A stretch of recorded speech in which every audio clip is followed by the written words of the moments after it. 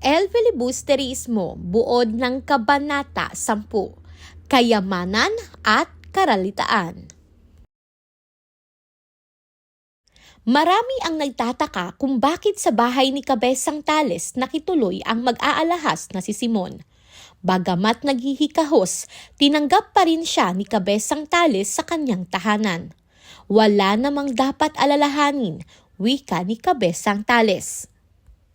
Sinabi ni Simon na may dala silang mga utusan at pagkain.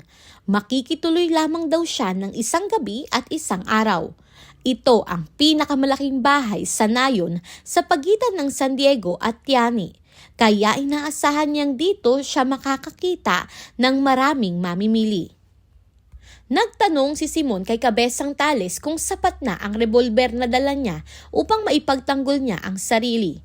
Ayon naman kay Cabezang Tales ay may mga baril na kayang pumutok sa malayo ang mga tulisan. Sinabi ni Simon na malakas din ang kanyang revolver. Itinutok niya ito at pinaputukan ang isang bungang kahoy sa malayo. Mula sa 200 hakbang, nalaglag ang bunga. Hindi kumibo si Cabezang Tales. Dumating ang mga mamimili sa bahay ni Cabezang Tales, kasama sina Kapitan Basilio, Sinang at Hermana Penchang.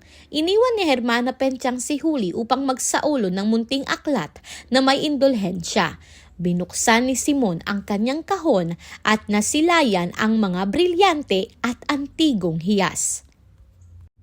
Inalis ni Simon ang lona na nakatakip sa sisidlan. Lumantad ang sari-saring alahas na iba-iba ang ayos at disenyo. Habang nag-aalok, isinasalaysay niya ang pinagmulan at kasaysayan ng bawat hiyas. Pumili si Hermana Penchang ng isang pares ng hikaw na iaalay sa Birhen ng Antipolo. Muling nagbukas si Simon ng sisidlan na puno ng bihira at makinang na mga hiyas. Tahimik na nagmasid si Cabezang Tales at sa kanyang loob tila iniinsulto ng kayamanang iyon ang sariling paghihirap.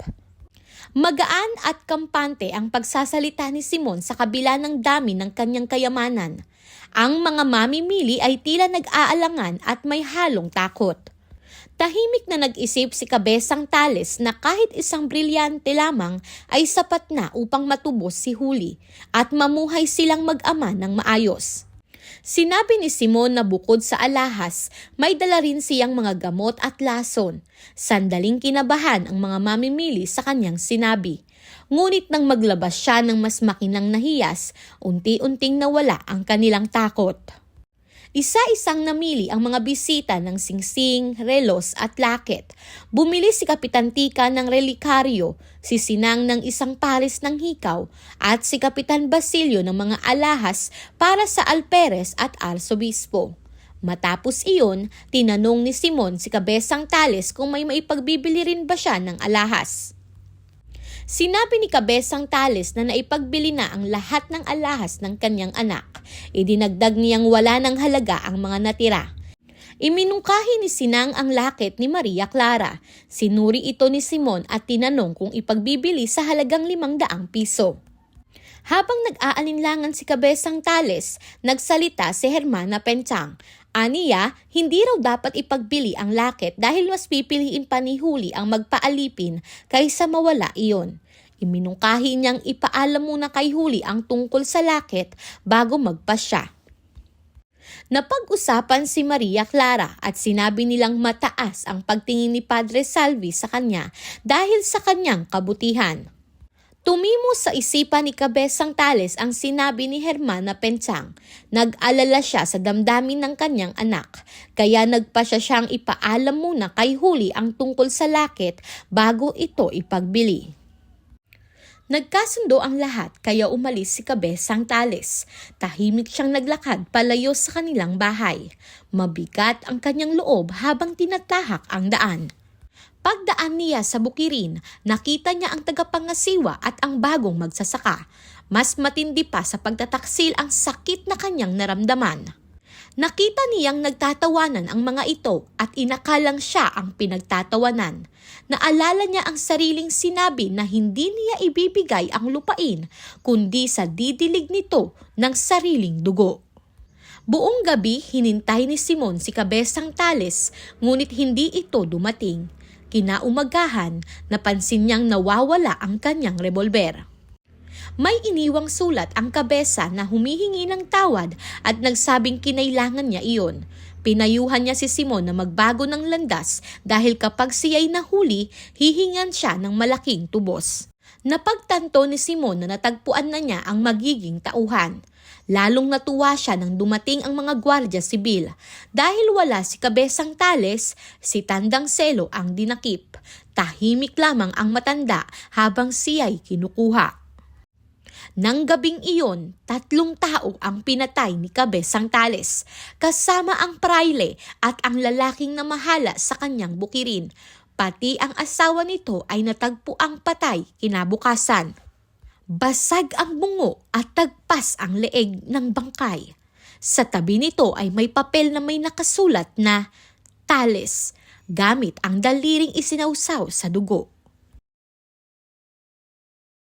Pagtalakay sa El Filibusterismo, Kabanata 10, Kayamanan at Karalitaan. Sa mga naunang kabanata, ipinakita ni Rizal kung paano tinatakasan ng lipunan ang pananagutan. May nasasaktan, may nawawala, ngunit tila walang may kasalanan. Sa Kabanata 10, mas tumalim ang tanong. Hindi na lamang kung sino ang may sala, kundi sino ang may kakayahang umiwas sa parusa. Lumipat ang lente ni Rizal mula sa pang-aabuso patungo sa pagitan ng mayaman at mahirap, mula sa kapangyarihan ng tao patungo sa kapangyarihan ng kayamanan.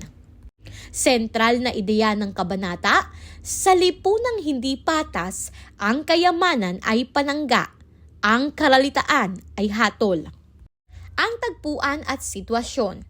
Ang tagpuan ay bahay ni Kabesang Tales, isang tahanang itinayo sa pawis at sakripisyo. Ngunit ngayon, tila pansamantalang pag-aari na lamang. Sa loob ng bahay, may mga taong may pera at kumpiyansa. Sa labas ng usapan, may isang ama na walang kasiguruhan sa bukas. Habang ang ilan ay malayang pumipili, si Kabesang Tales ay walang pagpipilian. Dito makikita ang malinaw na pagkakahati. Ang mayaman ay may opsyon, ang mahirap ay may tiis. Pinag-uusapan ang mga alahas, tinitimbang ang halaga. Pinagpapasyahan kung bibilhin o hindi. Para sa mga panauhin, ang alahas ay palamuti at luho. Para kay Kabesang Tales, ito ay huling sandigan. Habang ang iba ay namimili para sa aliw, siya ay nag-iisip para sa kaligtasan ng pamilya. Paulit-ulit na lumilitaw ang ideya. Ang yaman ay laruan ng may kaya. Ang kahirapan ay pasanin ng wala. Ang mga tauhan bilang larawan ng lipunan. Una, Simon. Mayaman, makapangyarihan, kayang mag-alok ng solusyon sa anyo ng salapi. Naniniwalang ang yaman ay sandata laban sa sistema. Sunod, Kabesang Tales. Magsasakang pinagkaitan ng lupa. Walang yaman, walang impluwensya, ngunit may dangal at konsensya. Napilitang maging tulisan dahil sa karanasan. Pangatlo, mga panauhin at relihiyoso. Hindi salat, hindi rin lubos na nagdarahop. Nakikinabang sa kaayusan, kayang tumahimik dahil hindi sila ang nawawalan. Dito malinaw ang banggaan, kayamanan ang nagbibigay ng lakas, karalitaan ang nagtatali ng kamay.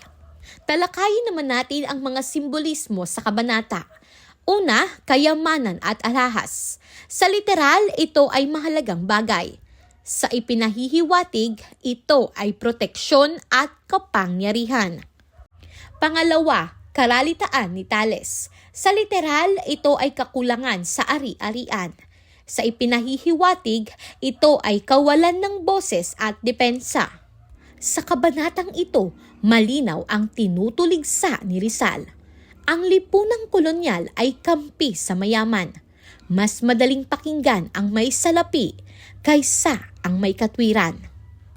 Malinaw ang babala ni Rizal. Hindi lang pagkakaiba ng estado ang tinutuligsa niya, kundi ang sistemang ginagawang kalasag ang kayamanan at tanikala ang kahirapan. Malinaw ang pahayag. Kapag ang hustisya ay nabibili, ang mahirap ay laging talo. Sa panahon ng kolonyalismo, ang mga may lupa at pera ay may proteksyon. Ang magsasaka ay madaling paalisin. Ang reklamo ng mahirap ay madaling patahimikin. Sa panahon ng kolonyalismo, ginamit ang relihiyon upang pasunurin. Ginamit ang batas upang angkinin. Ang Kabanata 10 ay salamin ng panahong ang kayamanan ay kapangyarihan. Ang karalitaan ay kasalanan. Sa puntong ito, tanungin ang iyong sarili. Hanggang ngayon ba, mas madaling makalusot ang may pera? May mga pagkakataon bang ang mahirap ang agad sinisisi? Kailan nagiging sandata ang yaman at kailan nagiging sumpa ang kahirapan? Kung kayamanan ang nagtatanggol sa may sala at karalitaan ang nagpapatahimik sa inosente, gaano nga ba talaga tayo kalaya kung ang hustisya ay hindi pareho para sa lahat?